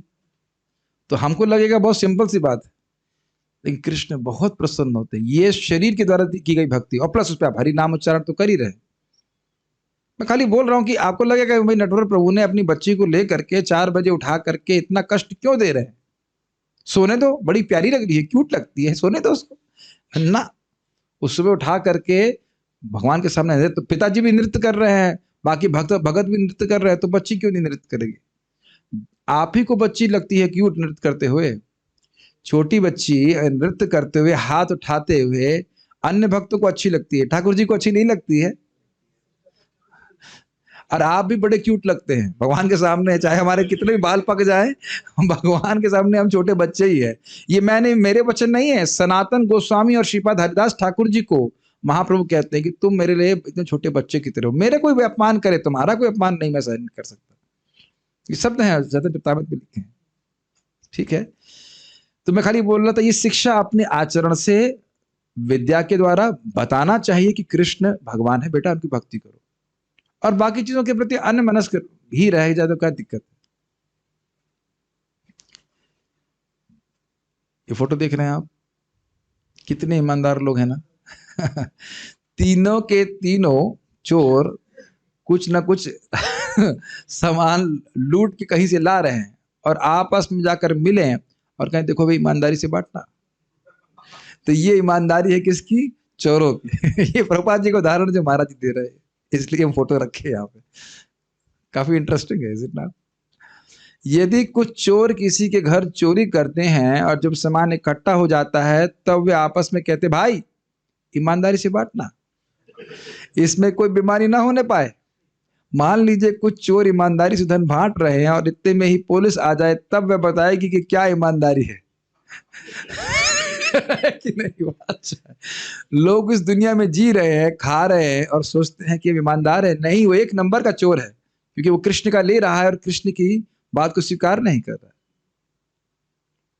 इस तरह से कोई भी ईश्वर को याद नहीं कर रहा है और भगवान के धन को खा रहा है। महाराज पे कई बार कहते हैं कि मान लो भगवान बिल दे दे, भाई तुम इतने जन्मों से मेरी सूर्य की रोशनी ले रहे हो, पानी पी रहे हो, हवा दे रहा हूं, उसका बिल है ये, तो क्या कहेंगे? नहीं सरकार, क्षमा कर दीजिए, हम तो गरीब लोग हैं, हम कैसे आपको इसका मूल्य चुका पाएंगे। तो भगवान महाराज कई बार कहते हैं कि भगवान बड़े उदार है, कहते हैं ये भिखमंगे खाएं पिए कोई दिक्कत नहीं, कोई मतलब नहीं।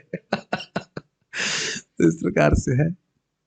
लेकिन आप छोटी सी बात दो उदाहरण से समझ जाएंगे। गंगा जी का जल लेके आप गंगा जी को दे देते हैं तो गंगा जी पर के भक्त कहलाते हैं कि नहीं? सूर्य को कभी दीपक अर्पित करते हैं तो सूर्य को रोशनी की जरूरत है आपकी क्या, लेकिन सूर्यदेव का आशीर्वाद आपके ऊपर होता है कि नहीं? उसी प्रकार से जो वस्तुएं भगवान ने हमको दी हैं, वाणी, हमारा धन, हमारी बुद्धि, अगर भगवान को समर्पित करते हैं तो हमारा परम कल्याण होता है। ठीक है, ओके, आगे पढ़ते हैं। थोड़ा और पढ़ लेते हैं तो हमारे पास समय है। जगन्नाथ जगतः जीवानाम नाथ पालक। जगन्नाथ मतलब जो जगत अर्थात जीवों का या जीवों का के नाथ हैं अर्थात पालक हैं। व्यक्ति को द्विज होना चाहिए और भगवान को समझना चाहिए। ये बात आ रही थी कि द्विज के लक्षण, उसी में सब बातें आ रही हैं। भगवान हमारे प्रभु हैं, रक्षक हैं, नाथ हैं। जगन्नाथ जगतः जीवानाम नाथ पालक। कृष्ण का नाम जगन्नाथ इसलिए है कि सभी जीवों को यह रहस्य पता चले कि भगवान ही हमारा पालन पोषण कर रहे हैं। भगवान के इस गुण को व्यक्त करने के लिए उन्हें जगन्नाथ नाम दिया गया है। बड़ा स्पष्ट है, व्याख्या की आवश्यकता नहीं है। जगन्नाथ जी अपना धर्म निभा रहे हैं, कोई उन्हें निराकार कहे तब भी वे उसका पालन कर रहे हैं। मान लो कोई मुझे कहे प्रभु जी आपके पास बुद्धि नहीं है, आप क्या प्रवचन करोगे? तो निश्चित सी बात है कि मैं उसको कुछ भी नहीं कहूंगा। हाँ भाई बुद्धि नहीं, ठीक है, कुछ नहीं बोलूंगा, एक अपमान है ना। अब भगवान कंदर्प कोटि कमनीय है, करोड़ों करोड़ों कामदेव से भी सुंदर है, उनको निराकार कर दिया जाए तो भगवान के प्रति बहुत बड़ा अपराध है। बहुत बड़ा नहीं, सबसे बड़ा अपराध है। फिर भी ऐसे अपराधियों को खिला रहे हैं भगवान। ये भगवान की उदारता है। इसको कई बार बोला जैसे चंद्रमा है, चंद्रमा अपनी चांदनी को, रोशनी को एक गाय काटने वाले के यहाँ भी भेजता है, मतलब देता है, और एक गाय के सम्मान करने वाले के पास भी देता है। कुछ ग्रहण कर रहे हैं उस, मतलब पालन पोषण की दृष्टि से भगवान समान है। लेकिन ज्ञान, अगर अपने बारे में ज्ञान की बात करें तो तभी देंगे जब भक्ति करता है व्यक्ति। सदा निरस्त कुहकम, भगवान सदैव तत्पर है और माया के प्रभाव से परे हैं। कुहक मतलब होता है माया, अंधकार, कपट। उन्हें जो करना है वे कर रहे हैं। हमारे लिए शास्त्र बनाए गए हैं, जिनका कलयुग में जन्म हुआ है उनके लिए साधु और शास्त्र बार बार कहते हैं कि निरंतर भगवान का नाम जपना चाहिए। हरे कृष्णा कृष्णा कृष्णा हरे हरे, हरे राम राम राम हरे हरे। ये एक टॉपिक और ले लूं या फिर? वैसे अभी भी प्रसाद नहीं आया होगा, मुझे इन्फॉर्मेशन है कि आए नहीं। वहां से अभी मैसेज, घंटी नहीं बजी, मैं घंटी लगवा देता हूँ, वहां से घंटी सुनेंगे तब रुकेंगे आप। गुरु और वैष्णवों की आवश्यकता। जगन्नाथ जी स्वयं गौर चंद्र बनकर अवतरित हुए हैं और सभी जीवों को शिक्षा दे रहे हैं कि चित्त शुद्ध करने के लिए महामंत्र का उच्चारण करना चाहिए। इसको एकदम स्पष्ट समझ लीजिए। भगवान जब कोई उपाय बता रहे हैं तो वो अमोघ है और वो दम करेगा, बिल्कुल काम करेगा। कई बार लोग परेशान हो जाते हैं कि हम इतने साल से जब कर रहे हैं, ये नहीं किया वो नहीं किया। नहीं, आप जब करते रहिए, एक दिन एकदम गायब हो जाएगा। हाँ, थोड़ा अपराध से बचेंगे तो बहुत अच्छे से फायदा होगा। उसको हम अपराध की चर्चा इसलिए हम कर रहेंगे ही आगे के सत्रों में। भगवान को प्रणाम करना चाहिए, इससे अंतःकरण धीरे धीरे शुद्ध होता है और भगवान को समझने में सक्षम होता है। यही बात मैं कह रहा था कि भगवान की भक्ति की महिमा प्रारंभ में समझ में नहीं आती है, लेकिन जब हम भक्ति करते हैं थोड़ी श्रद्धा रख करके, तो वो जब जैसे जैसे हमारा हृदय शुद्ध होता जाता है वैसे वैसे ये बात समझ में आने लगती है। अभी आप सुन रहे हो कि भगवान आपसे प्रेम करते हैं, मुझसे क्यों करेंगे? लेकिन जैसे जैसे भक्ति करते जाएंगे आपको समझ में आएगा, नहीं, कृष्ण व्यक्तिगत रूप से मेरा ध्यान रख रहे हैं, मेरी मदद कर रहे हैं भक्ति में आगे प्रगति करने के लिए। किसी भक्त के द्वारा या किसी साधु के द्वारा, क्या शास्त्र के द्वारा, प्रसाद, कुछ ना कुछ तरह से भगवान मेरे को अपनी तरफ खींच रहे हैं, दिखने लगता है। इट इज ऑल, ये सब अनुभूत बातें हैं, सभी भक्त लोग समझ ही रहे होंगे इस बात। भगवान हमारे रूपानुगा प्रभु को प्रेरणा दिए, 120 किलोमीटर मोटरसाइकिल चला के ट्रेन पकड़ी इन्होंने। आपने कभी किया है? 120 किलोमीटर, दैट मीन्स यहाँ से दिल्ली जाना मोटरसाइकिल से। तो कृष्ण आपको प्रेरित नहीं करते तो आप इतनी मेहनत करने वाले थे कभी? आपको लगा कुछ बड़ी बात नहीं है, लेकिन कोई किया जिंदगी में? यहाँ पे उपस्थित कोई व्यक्ति कभी करेगा? वृंदावन कृष्ण ही खींच रहे थे आप, अब इतनी मेहनत क्या करोगे वापस जाकर के? माया के पास जाने के लिए भी फिर 120 किलोमीटर आपको गाड़ी चलानी पड़ेगी। छोड़िए, क्या करना है? आपके कोई स्टूडेंट सुन तो नहीं रहे? ठीक है, ये विनोद की बात कर। ठीक, यहीं से प्रीचिंग भी देखो, वाईफाई भी हो जाएगा फर्स्ट क्लास, क्या दिक्कत?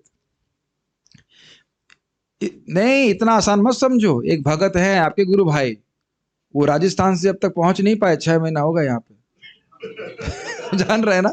जबकि पूरा तरह से निवृत्त है, 50,000 रुपये आता है, क्या कहते हैं उसको, पेंशन आ रहा है, पत्नी भी तो कोई दिक्कत नहीं, गांव में रह रही है, बच्चे भी ऐसे नहीं कि छोटे छोटे बच्चे हों, बड़ा बच्चा उनसे बराबर, उनसे भी लंबा, एकदम हट्टा कट्टा। देखे होंगे भाई बड़े लड़के को, उनके एकदम हट्टा कट्टा वाला लड़का, ऐसा नहीं कि छोटा बच्चा। अब बोले पर आ रहा हूं मैं आज, आ जाओ, रूम रेडी है। नहीं पहुंच पाए तो नहीं ही पहुंच पाए। 6ठा महीना चल रहा है ना? हाँ, 6ठा महीना चल रहा है। ये इतना आसान नहीं है। खैर, इसलिए दीक्षा के समय शिष्य संकल्प करता है कि आज से मैं कृष्ण का हो गया हूं, इसीलिए नाम रखा जाता है कृष्णदास। हम लोगों ने तो केवल एक सिमुलेशन किया है ना सर, इनका नाम रख दिया रूप गोविंद दास, तो नाम रखा है खाली। एक्चुअली रूप गोविंद सिंह ही है, अभी तो दास नहीं रखी है। दास अपने अंदर से भावना रख लीजिएगा, नहीं तो लोग कहेंगे अरे भाई तो दीक्षा देना चालू कर दिया है। लेकिन वो बात नहीं है। लेकिन आप देखिए, रूप गोविंद नाम सुनने से कितना सुंदर लग रहा है कि नहीं? आपका नाम क्या था? कानुप्रिया, कितना सुंदर नाम है कानुप्रिया। बोलने से ही प्रेम होता है, कानुप्रिया, है कि नहीं? कितना सुंदर नाम है। हलादिनी शक्ति, कितना सुंदर नाम है। श्रीमती राधा रानी का स्मरण होता है ना? होने, कृष्ण के नाम होने से ही व्यक्ति को भावना होती है कि मैं कृष्ण का दास हूं, मैं दासी हूं, मुझे कृष्ण की सेवा करनी है। उसका जीवन बदल जाता है, उस समय उसे द्विज कहा जाता है। ये बहुत महत्वपूर्ण है।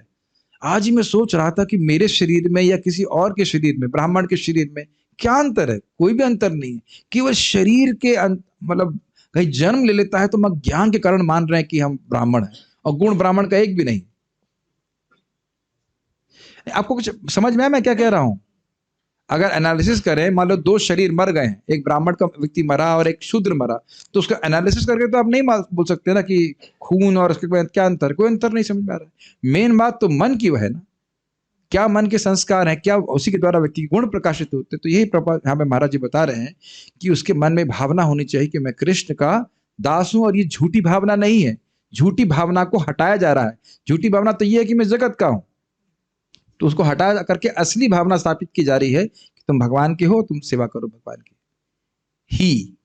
और कैसे होता है, इसको सनातन गोस्वामी जी की श्लोक को कह रहे हैं, यथा कांचनताम याति, यथा कांचनताम याति, कास्यम रस विधानतः, कास्यम रस विधानतः, तथा दीक्षा विधानेन, तथा दीक्षा विधानेन, द्विजत्वम जायते नृणाम, द्विजत्वम जायते नृणाम। जिस प्रकार से एक रस के विधान से कांसे को सोने में परिवर्तित किया जा सकता है, उसी प्रकार दीक्षा के विधान से द्विजत्वम जायते नृणाम, इंसान द्विजत्व को प्राप्त होता है, ब्राह्मणत्व को प्राप्त हुआ। ये नहीं कह रहे हैं कि ब्राह्मणत्व को प्राप्त हुआ।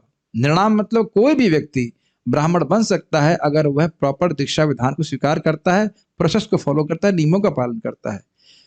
प्रभुपाद जी संबंध में कहते हैं तुम्हारा 16 माला का जप और 4 नियमों का पालन ही तुम्हारा ब्राह्मणत्व है। वो उसमें कोई संदेह भी नहीं। दीक्षा होने पर उसके कुछ विशिष्ट उत्तरदायित्व प्रारंभ होते हैं।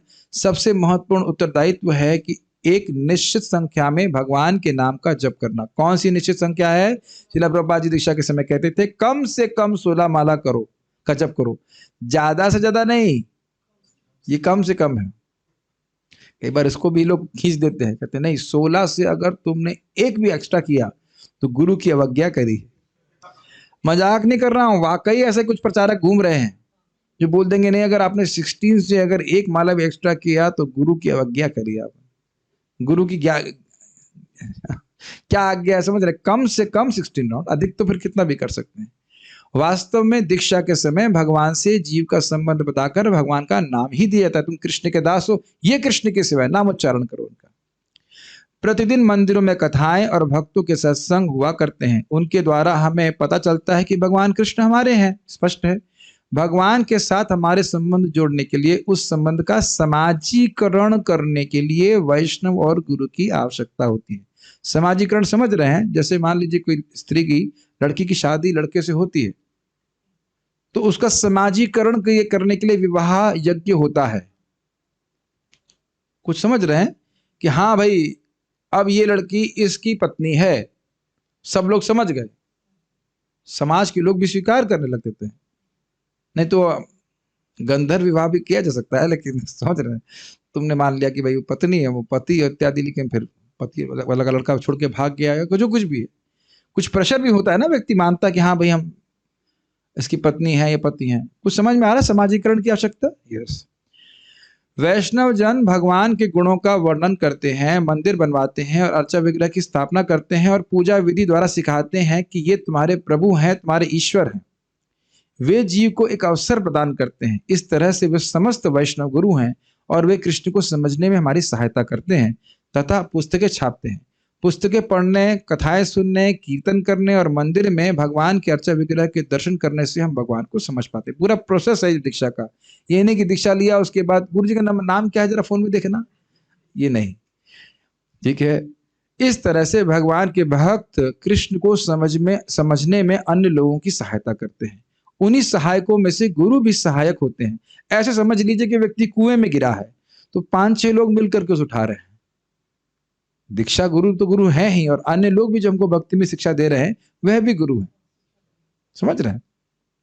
वे भगवान को समझने में सहायता करते हैं। दीक्षा के समय जीव का वास्तव में गुरु के साथ नहीं बल्कि कृष्ण के साथ संबंध होता है। मैं चाहूंगा उसको पूरा पढ़ ही देते हैं, बहुत अच्छा टॉपिक है। कृष्ण संबंध विज्ञान दायिने प्रभवे नमः, ये श्रील भक्ति सिद्धांत ठाकुर जी की प्रणाम मंत्र में एक भाव दिया गया है। ये संबंध कृष्ण के साथ करा जाता है। समझ में आ रहा है? जैसे अभी समझ लीजिएगा, पढ़ूंगा, पढ़ने से समझ में आ जाएगा। जीव का संबंध कृष्ण से है।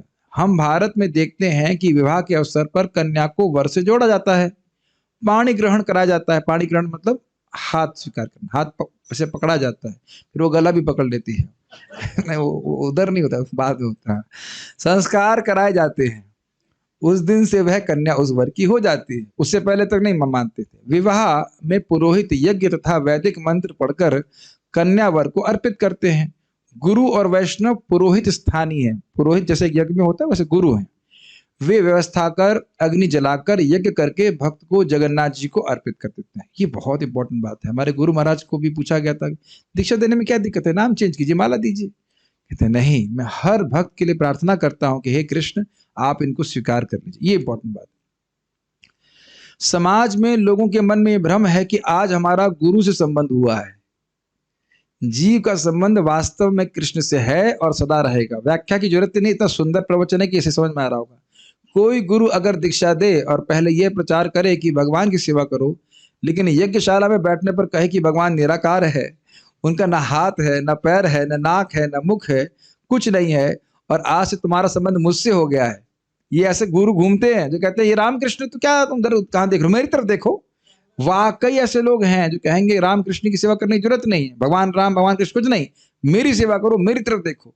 हमारे गुरु को क्या कुछ तो बोलते, गुरु को जो है झूले पे झुला रहे हैं, गुरु भगवान के स्थान पे बैठ गए। ऐसा नहीं होता है। कोई भी गुरु अगर भगवान को निराकार कहता है तो वह खल व्यक्ति है, और ऐसा व्यक्ति गुरु हो ही नहीं सकता। वो तो क्या बोला जाए, और खल ही बोल दीजिए, खराब व्यक्ति है। आपका हमारा नुकसान करने के लिए वो उपस्थित हुआ है। भगवान से संबंध कराया जाए या ना करा जाए वह तो नित्य संबंध है। केवल जीव से उसका साक्षात्कार कराने की आवश्यकता है। समझ में आता है ये बात? हमारा संबंध भगवान से है लेकिन हमको पता नहीं चल रहा, तो गुरु मदद करते हैं उस संबंध को जागृत करने के लिए। उस संबंध के बीच में नहीं आते। Does it make sense? दीक्षा का अर्थ इसको करके मानते हैं। दीक्षा उसी दिन से प्रारंभ होती है जिस दिन भक्त किसी व्यक्ति को बताते हैं कि कृष्ण का भजन करो, कृष्ण हमारे प्रभु हैं, त्राता हैं, बंधु हैं, और कृष्ण ही सब कुछ कर रहे हैं। तो यहाँ पे सबकी दीक्षा हो गई है कि नहीं? चाहे उसका समाजीकरण हुआ है या नहीं हुआ है, लेकिन हृदय से मान लिया ना कि कृष्ण भगवान है, हम उनकी सेवा कर रहे हैं। तो अगर कोई कहे कि क्या कोई दीक्षा के बिना भगवान के पास जा सकता है? नहीं जा सकता। मतलब जो असली दीक्षा का मतलब हुआ कि जो तुमने यही नहीं समझा कि कृष्ण भगवान है, तो भगवान के पास जाओगे कैसे? Doesn't make sense. यस, अग्नि जलाकर नाम बदल देने को ही दीक्षा नहीं कहते। हृदय में भाव होना चाहिए कि मैं कृष्ण का हूं, मुझे कृष्ण की सेवा करनी है। ये बहुत अच्छा प्रवचन महाराज दिए हैं, सारे कहते हैं ना डाउट्स एकदम क्लियर हो जा रहे हैं। शास्त्र में कहा गया है उस व्यक्ति की दीक्षा उसी दिन से प्रारंभ हो जाती है, और पता नहीं कितने कितने भक्तों के उपकार उस व्यक्ति पर होते हैं। कोई तिलक लगाना सिखाता है, कोई प्रसाद खाना सिखाता है, इत्यादि इत्यादि। इस तरह से वह धीरे धीरे कृष्ण से जुड़ जाता है। वास्तव में दीक्षा एक प्रमाण पत्र जैसा है कि कृष्ण के साथ संबंध हो गया है। बहुत, बस खाली पढ़ूंगा आप लोग बड़े प्रसन्न हो जाएंगे, बहुत सुंदर है। Certificate, name, surname. नेम क्या है? कृष्ण। सरनेम दास, दासी। दिख रहा है? आपने लेटेस्ट फाइल नहीं खोली थी? हरि कथा में भेजा था मैं। एनीहाउ, जूम पे आ रहा है, इस पे नहीं आ रहा तो कोई बात नहीं। हमने सर्टिफिकेट डाल दिया। अभी बहुत अच्छा उत्तर मतलब महाराज समझा रहे हैं, खाली पढ़ने से समझ में आ जाएगा। भगवान के साथ हमारा संबंध बहुत काल से है। जैसे स्कूल में लड़के पढ़ते हैं और जब पास हो जाते हैं तब उन्हें प्रमाण पत्र मिलता है, लेकिन कई साल की पढ़ाई और मेहनत का वह फल होता है। ऐसा नहीं होता कि बिना पढ़े ही वह मिल जाता है। वैसे आजकल शायद ऐसा हो सकता है, चीटिंग करके होता है, लेकिन एक नॉर्मल सिचुएशन में धीरे धीरे व्यक्ति में कृष्ण का ज्ञान उदय होता है। लेकिन जब तक उसके संबंध का समाजीकरण नहीं किया जाता तब तक उस व्यक्ति पर असर नहीं होता। भाई जैसे लोग दीक्षा नहीं लेते तो कहते हैं आज 16 करेंगे, नहीं भी करेंगे। लेकिन जब दीक्षा ले लेते, नहीं नहीं नहीं, हमने अग्नि के सामने, गुरु के सामने ये वचन लिया, वैष्णव के सामने वचन लिया है कि हम 16 महाराज जरूर करेंगे, तब व्यक्ति और गंभीर हो जाता है। मान लीजिए कोई कन्या किसी वर को अपना पति मान चुकी है, लेकिन जब तक उसका अग्नि जलाकर समाजीकरण नहीं होता तब तक उस बंधन में आसक्ति उत्पन्न नहीं होती। ये तो एकदम स्पष्ट उदाहरण समझ में आ गया। तभी तो भावना रहती कि नहीं, मैं समर्पण बढ़ जाता है कि नहीं। शादी करने के बाद इस प्रकार से जो समाजीकरण हो जाता है, समर्पित हो जाता है व्यक्ति। और उसी प्रकार से कृष्ण के साथ हमारा संबंध है, लेकिन उस संबंध को एक दीक्षा उत्सव द्वारा सामाजिक किया जाता है। दीक्षा केवल उत्सव के समय नहीं हुई थी, जब से हमने समझना शुरू किया भगवान के बारे में, तब से दीक्षा के बाद भक्त पर विशेष असर होता है। अब मैं कृष्ण का हो गया हूं, मुझे कृष्ण की सेवा करनी है।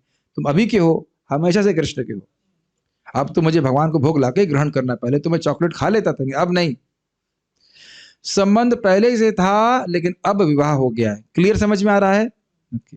कृष्ण का ही भजन होना चाहिए और उन्हें ही सब कुछ समझना चाहिए। वैष्णव और गुरु उसमें एक माध्यम है, सहायक है, इसलिए वे भी पूज्य हैं। ध्यान दीजिएगा, सहायक है, माध्यम, इसका मतलब ही नहीं उड़ा दिया उनको। उनके बिना हम भगवान को नहीं समझ सकते हैं। मुख्य रूप से संबंध भगवान कृष्ण के साथ ही है। श्री चैतन्य चरितामृत में बात स्पष्ट बताई गई है। बहुत सुंदर श्लोक है।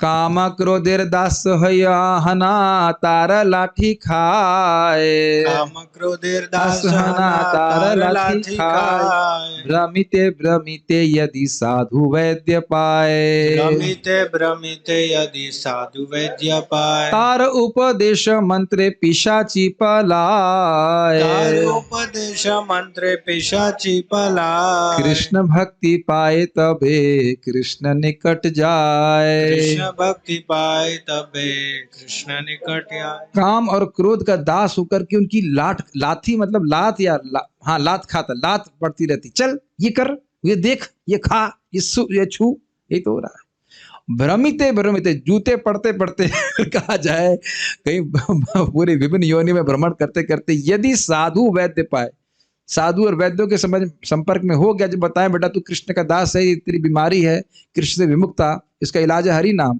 तार उपदेश, यही उपदेश, तुम कृष्ण के सेवा, कृष्ण की सेवा करो। और मंत्रे, उसकी मंत्रणा या फिर हरि नाम मंत्र। तो जब वो करता है तब ये पिशाची पला, ये जो माया रूपी पिशाची भागती है। और क्या होता है? कृष्ण भक्ति पाए, वह कृष्ण की भक्ति को प्राप्त करता है, तब एक कृष्ण निकट जाए, तब वह कृष्ण के निकट जाता है। तो समझ रहे हैं वैष्णवों का महत्व। उनके बिना लात ही खाते रहेंगे। और महाराज जी तो बोलते हैं लात कैसा? जैसे कोई जूता जिसमें लोहे की कील हो, वो मुंह पे मारा जाए। ऐसे ठीक है, उसको विश्वास नहीं होता है, लेकिन ऐसा ही दुख है जीव का भोगों में प्राप्त करके। जीव अपने कर्मानुसार, थोड़ा सा पॉइंट है, चार पांच पेज पढ़ लेते हैं। जीव अपने कर्मानुसार काम क्रोध का दास बनकर उसका लात यानी पदाघात खाता सहता रहता है। ऐसे ही दुख सहते सहते यदि वह साधु वैद्य को प्राप्त कर लेता है तो उस वैष्णव साधु के उपदेश से माया पिशाची भाग जाती है तथा कृष्ण भक्ति प्राप्त करके वह कृष्ण के निकट चला जाता है। तो हम सभी लोग इस कैटेगरी में हैं और हम लोग को अपना बहुत भाग्य मानना चाहिए कि प्रभुपाद जैसे प्रभुपाद और प्रभुपाद के अनुगत भक्तों का संग प्राप्त करके हमका उपदेश मंत्र मिला है और पिशाची के भागने का आप लोग अनुभव कर भी रहे हैं। धीरे धीरे माया का प्रभाव कम हो रहा है। प्रातः और सायं भागवत श्रवण की आवश्यक है। सबको भगवान के विषय में सुनना चाहिए। प्रायः भक्त 24 घंटों में से केवल एक ही समय कथा में बैठते हैं। श्रीमद् भागवतम के सुबह के सत्र में एक बार बैठने से भक्त सोचते हैं कि अब 24 घंटे कृष्ण कथा करने की कोई आवश्यकता नहीं है, बहुत सुन लिया और ज्यादा जरूरत नहीं है। लेकिन मैत्री जी कहते हैं प्रातः और सायं 2 बार, मैं व्याख्या पहले भी कर चुका हूं। यहां चेतना डेवलप हुई और दिन में मान लो कुछ कलुषित हुई तो शाम को फिर सफाई। सुबह श्रीमद् भागवतम और शाम को भगवत गीता सुनना या पढ़ना चाहिए। तो आप शाम को क्यों करते हो? कोई ऐसा नियम नहीं कि शाम को भागवत नहीं कर सकते। अधिक लोग शाम को आ पाते हैं तो शाम को भागवत कर रहे हैं। भगवत गीता पढ़ा ही चुका हूं।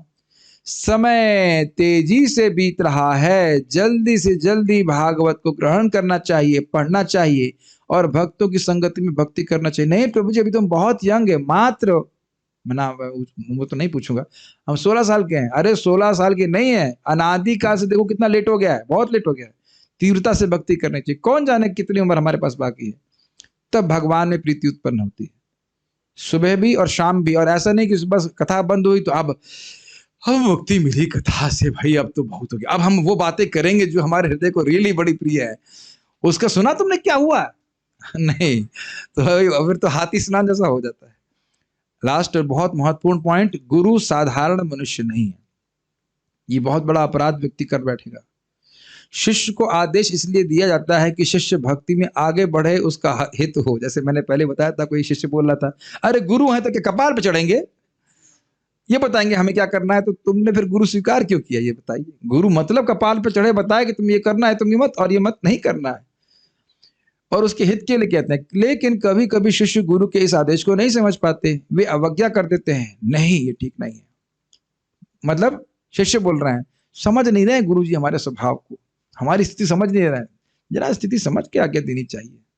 कितना मुश्किल है सुबह उठना मेरे लिए, कैसे उठूं मैं बताइए, गृहस्थी में हूं, ये हूं वो इत्यादि इत्यादि। कल भी इसी प्रकार से भगत बहाने मार रहे थे, व्यक्ति थे, नहीं मैं आ नहीं सकती। मैंने कहा अच्छा क्या बहाना है? 6 बजे उठती, हम काम पे जाना। हमने कितने बजे कर जाते हैं काम पे? 6 बजे।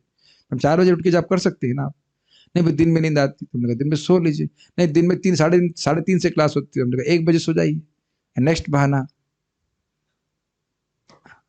एक बात बहाना। फिर मैंने इनको बताया 16 माला करोगी आप तो भगवान के पास चली जाओगी। तो 16 माला करने के बहाने ढूंढिए, 16 माला ना करने के बहाने मत ढूंढिए, क्योंकि भगवान इस बहाने आपको अपने पास ले जाएंगे। इसने भक्ति करी है, प्रभुपाद जी की आज्ञा का पालन किया है, बाकी जिसकी जैसे इच्छा करनी हो। मैं उनको ये नहीं बोला कि आप करो या ना करो, लेकिन हम लोग कर रहे हैं, अब आके देखो तो सही। वैसे वो मान गई मैं कि आऊंगी। अब आई है कि नहीं आई मैं तो नहीं पता, देखा नहीं आज।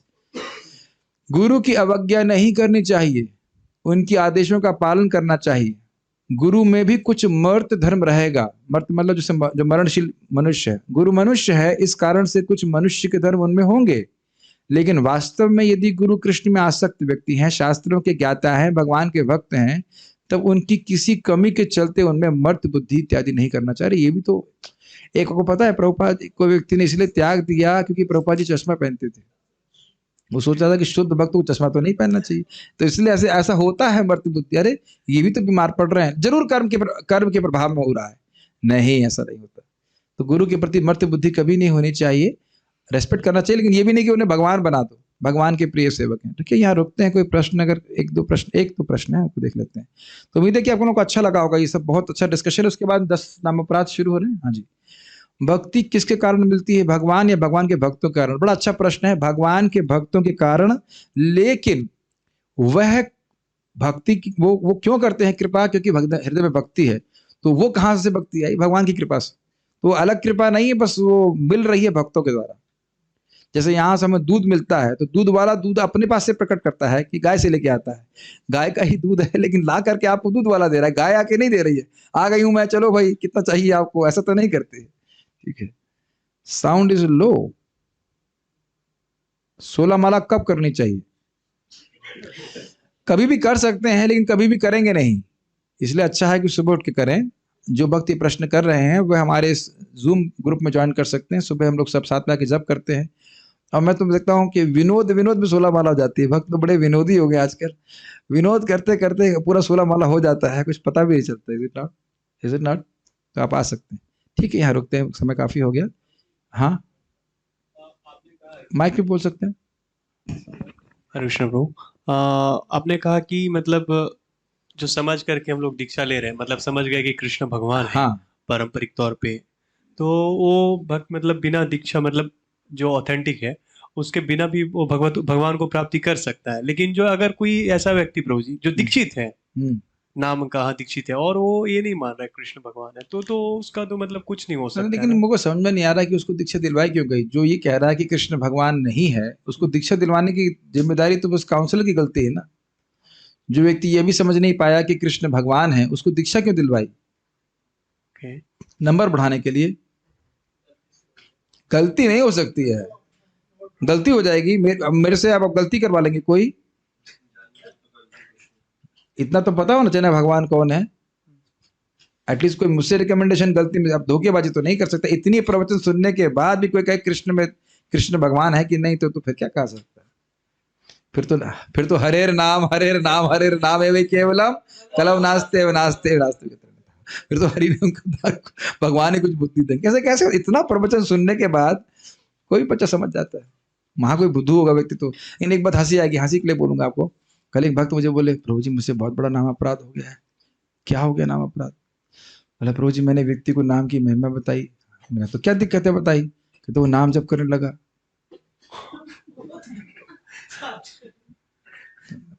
क्या प्रवचन सुन रहा है ये व्यक्ति? नाम जप करना महिमा बताई और नाम जप करने लग गया, तो ये अपराध कैसे हो गया? तो ये भी बड़ा खतरा रहता है कि हम बोल रहे हैं ए और उधर क्या सुनाई पड़ रहा है, वो बड़ा डिफिकल्टी। जबकि जूम कुछ नहीं चेंज करता है, जूम तो यथावत ज्ञान को प्रस्तुत कर देता है, लेकिन कभी कभी भक्त तो समझ नहीं पाते। ठीक है, यहाँ पर रुकते हैं, बाद में प्रश्न आप कर दीजिएगा। अभी बाद में बताएंगे, अभी भक्तों को भूख लग रही है। भक्तों को कष्ट देने से फिर वो दिक्कत हो जाएगी, हमारी भक्ति में व्यवधान आ जाएगा। हाँ, हरे कृष्णा। रेफरी साहब ने बोल दिया। ठीक है, हरि बोल।